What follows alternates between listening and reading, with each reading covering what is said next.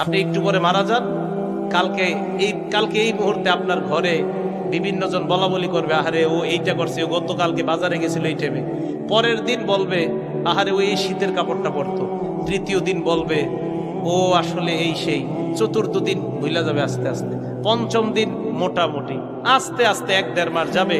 গতি পৃথিবীর মতো চলতে থাকবে, আকাশ আকাশের মতো থাকবে, বাতাস বাতাসের মতো থাকবে।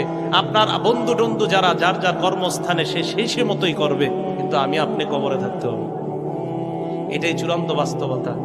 ইমানদারকে যখন বলবে আমি ইমানদারকে সত্যায়ন করলাম, আমার ইমানদার বান্দা যা বলছে সত্য কথা, এই কথা বলার পর আল্লাহ বলেন আফরিশুহু মিনাল জান্নাহ, আমার ইমানদার বান্দাকে কবরের মধ্যে দুনিয়ার মানুষ 3টা পাতলা কাপড় দিয়ে পাঠাইছে।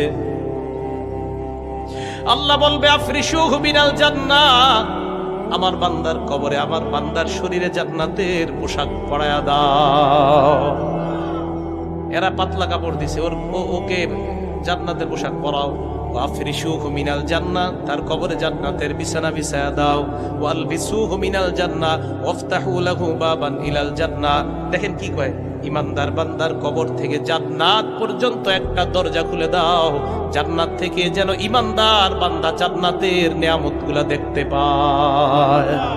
হাদিসে কি আসছে দেখেন, বান্দা জান্নাতের দিকে তাকায়, তাকানোর পর যখন দেখবে হুর গেলমানরা নাচানাচি করে, বান্দার মন চাইবে স্পর্শ করার জন্য।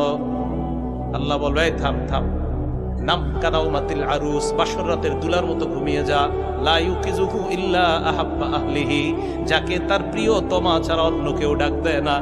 আরে এই হাদিসের উদ্দেশ্য হলো, কবরের মধ্যে তোমার প্রিয়তমা কেউ নাই, আমি আল্লাহ তোমার প্রিয়তম হয়ে গেলাম।